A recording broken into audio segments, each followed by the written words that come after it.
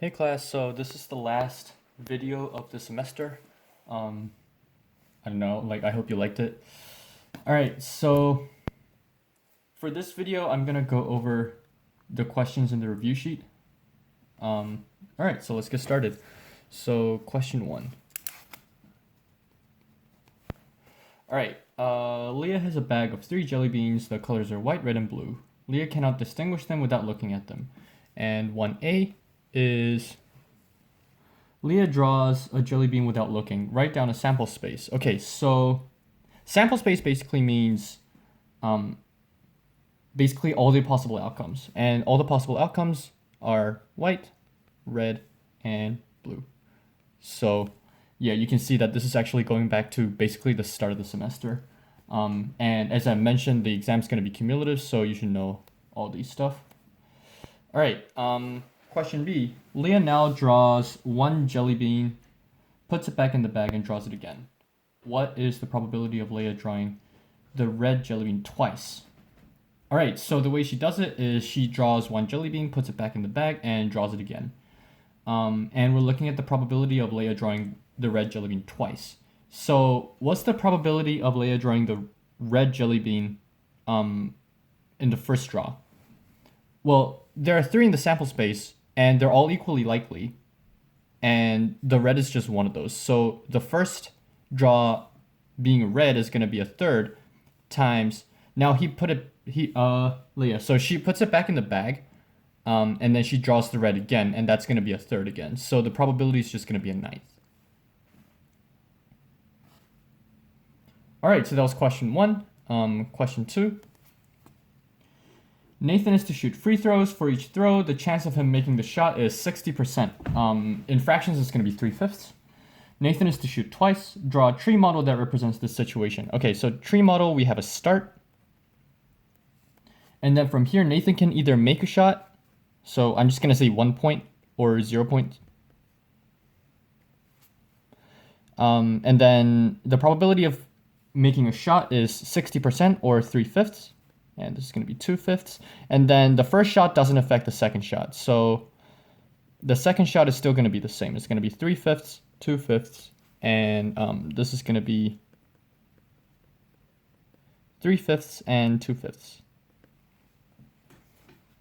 All right, question B is using the model, find the probability of Nathan making both shots. So this was question A. Question B. Find the probability of Nathan making both shots is going to be 1 point, 1 point. So it's going to be 3/5 times 3/5, which is going to be 9/25. All right, question C. Now Nathan is to shoot 100 times. What is the expected score? All right, so for the expected value, we have x, and p of x equals, this has to be a small x. X equals x, and then Nathan can either get 0 points or 1 point. And let's look at what is it? Now Nathan is to shoot 100 times. What is the expected score? Oh, okay, so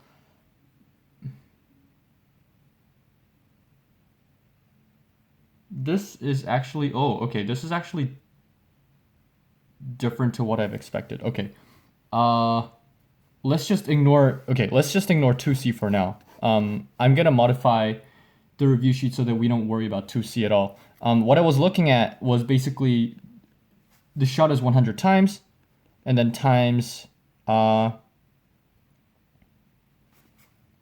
is it? Well, it should have been like 3/5, so we should see an expected value of 60 points. But yeah, this is a very different style to what we've been looking at. So I guess a more appropriate question would have been, if Nathan is to shoot twice, then what is the expected score? I think that's more appropriate, because from here we can actually see that x is going to be 0, 1, or 2, because you can get 2 points. P of x equals x. Now the probability of getting 0 points is going to be 2/5 times 2/5, which is 4/25. And the probability of getting 1 point is going to be 2/5 times 3/5. And then we're going to do the same thing for here. So it's going to be 3/5 times 2/5. So it's going to be 6/25 plus 6/25. So that's going to be 12/25. And then for 2 points, we already calculated, that is 9/25. And then to find the expected value, we multiply column-wise, so we're gonna get 0, 12/25, and this is gonna be 18/25. So if we add everything up, we get 30/25, which is 1.2, I believe. So the expected score is 1.2. So yeah, I'm gonna modify this question. So once this video is released, the question you're gonna look at is gonna be, if Nathan shoots twice, what is the expected score? Instead of 100 times. All right, so let's move on to question 3. Sorry that question 2, C was a little confusing, but the question is, if Nathan is to shoot twice, what is the expected score? And this part is the solution. All right, let's move on to question 3. So in question 3, we have the midterm scores. All right, so 3A is find the mean, median, and mode for each midterm. Okay, so let's look at the first midterm first. Term. All right, so to find the mean, we add all the values and then divide by how many there are. So that's going to be 8 plus 1 plus 4 plus 9 plus 10 plus 8 plus 7 plus 8 plus 5 plus 10. All divided by, there are 10 of those, so we divide by 10. And that turns out to be, if I did my calculation correct, that should turn out to be 7. Whoops. And then for the median, we're supposed to sort the scores so that it's in an increasing order or decreasing order. It doesn't really matter.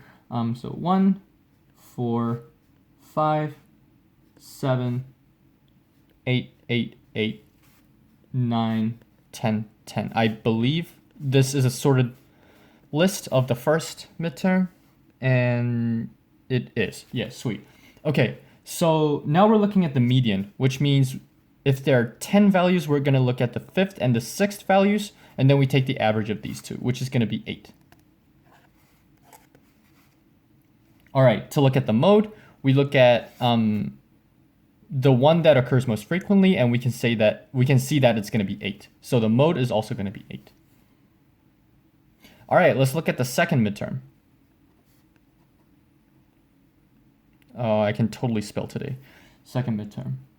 All right, so the mean, again, is going to be the sum of all the values, and then we're going to divide by 10. I'm not going to write I'm not going to write all the numbers here, but if we do the calculation, it should turn out to be 4. The mean should turn out to be 4. All right, and then the median, we got to sort the list first, and it's going to look like 2, 2, 3, 3, 3, 3, 4, 6, 6, 8. I believe that is correct. 1, 2, 3, 4, 5. Yep, that's correct. So this is the sorted list of the second midterm. And then for the median, we look at the 5th and 6th value, and we take the average. So that's going to be 3. For the mode, what occurs most frequently? It's going to be 3. So yeah, this was question 3A. Let's move on to question 3B.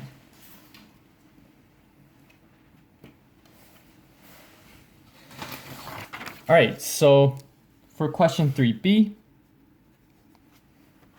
draw a bar graph for each midterm. Okay, so we're supposed to draw 2 bar graphs with, it doesn't really matter, but it's going to be like 1, 2, 3, 4, 5, 6, 7, 8, 9, 10. And then we're going to have a frequency.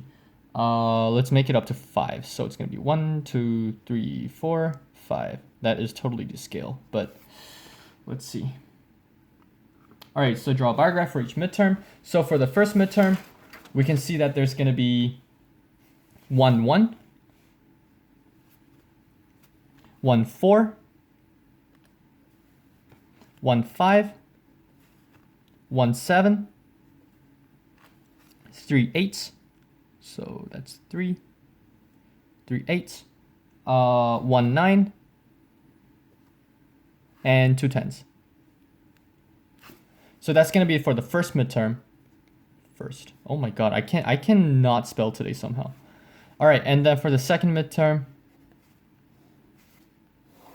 gonna be 1, 2, 3, 4, 5, 6, 7, 8, 9, 10. And then 5, 2, 1, 3, 4. All right. And then for the second midterm, we're looking at 2 2s, 4 3s, 1 4, 2 6s, and 1 8. All right, so that was question B, and then question C. In your opinion, which exam was more difficult and why? Difficult meaning the score would have been lower, and from the bar graphs, you can actually see that the second midterm is definitely going to be lower. The score of the second midterm is lower, so the more difficult exam is going to be the second midterm.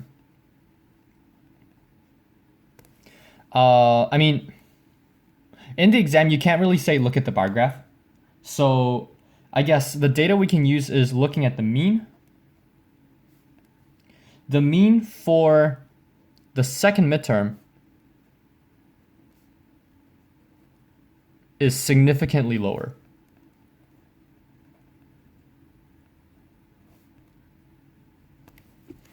Yeah. This is valid. You can also say median for the second midterm is significantly lower. That's also valid. So yeah, that was question 3. Now let's look at question 4. Question 4 is a continuation of question 3.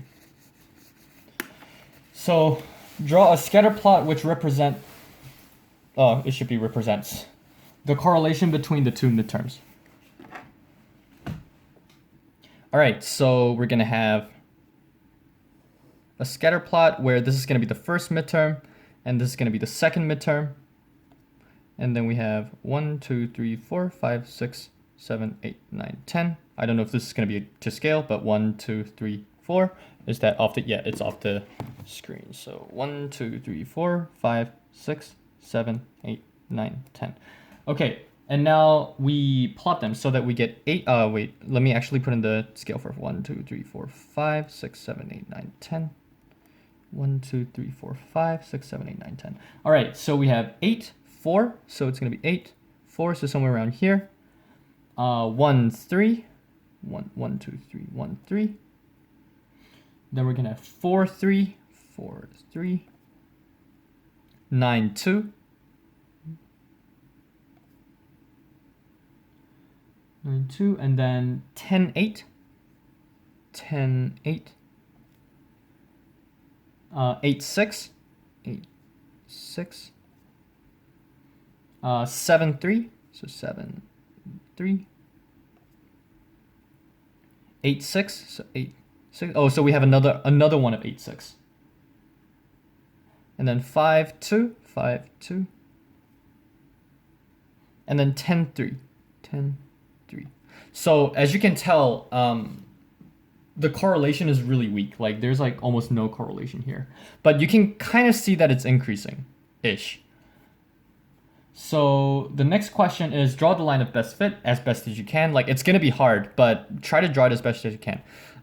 The bad line of best fits are gonna be the ones where, you know, if you draw it like this, then we're gonna have most of the values below the line.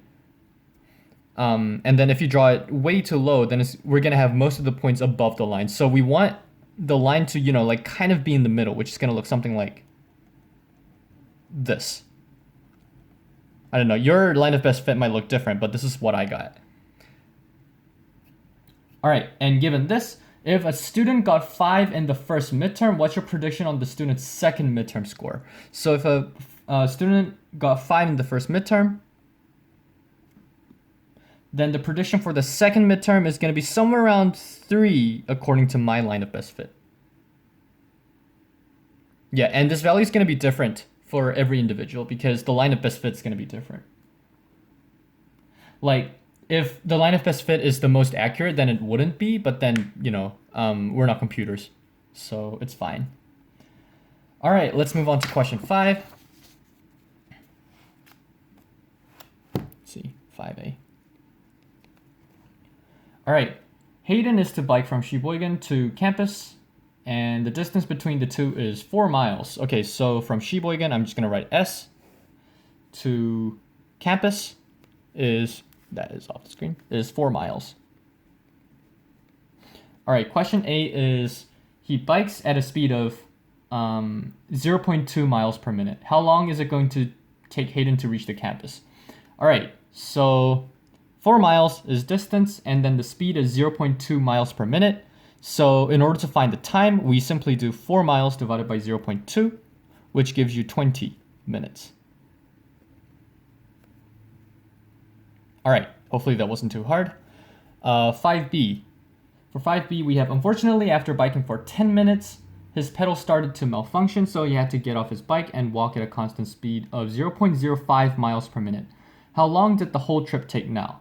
All right, so unfortunately, after biking for 10 minutes, if he biked for 10 minutes, he would have traveled 0.2 times 10, which is 2 miles for the first 10 minutes. So for the first 2 miles, it would have taken him 10 minutes. And for the rest 2 miles, he walks at a constant speed of 0.05 miles per minute. So it's going to be 2 divided by 0.05, which is going to be 40. So walking took him 40 minutes for the later half. So in total, the total time, the whole trip would have been 50 minutes. All right, question C. Let y be the distance from Sheboygan and let t be time in minutes. Write down the equation that relate y and t for the following. So the first is the first 10 minutes of the trip, and the next one is the rest of the trip. Okay, so for the first 10 minutes of the trip, the distance he travels is simply 0.2 times time. So that's the first one. For the second one, the rest of the trip would be after 10 minutes. So let's actually try to draw a table. So he would have been at 2 miles when the time is, let's actually do this. This is y and this is t. So at 10 minutes, he would be 2 miles away from Sheboygan. And then after 20 minutes, he would be, so he's traveling at 0.05 miles per minute. So after 20 minutes, that would be 0.5 more miles from 2 miles. So it's going to be 2.5. And then 3 would give you 30 minutes. And then 40 minutes gives you 3.5. And then 50th minute gives you 4. Now, our main question is, if we extrapolate this, like if we go back all the way to when y is equal to 0, what's the time going to be? Or more like, sorry, when time goes to 0.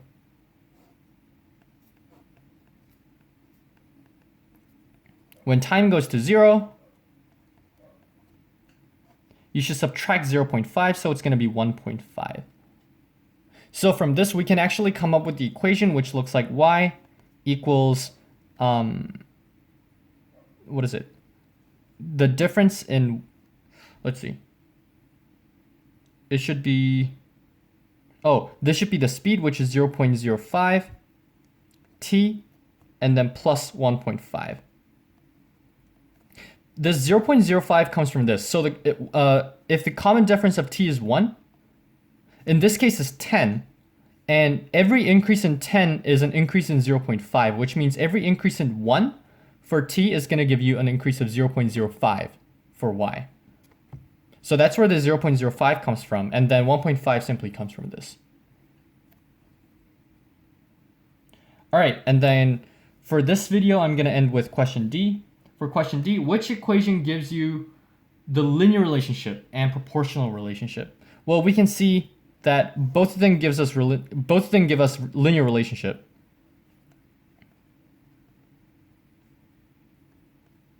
Because it's in the form y is equal to mx plus b for both. And for the proportional relationship, because of this constant, this equation cannot be proportional, but this equation is. So first equation, that's off the page. First equation is proportional. All right, I'm gonna come back with questions 6 and 7 in the next video.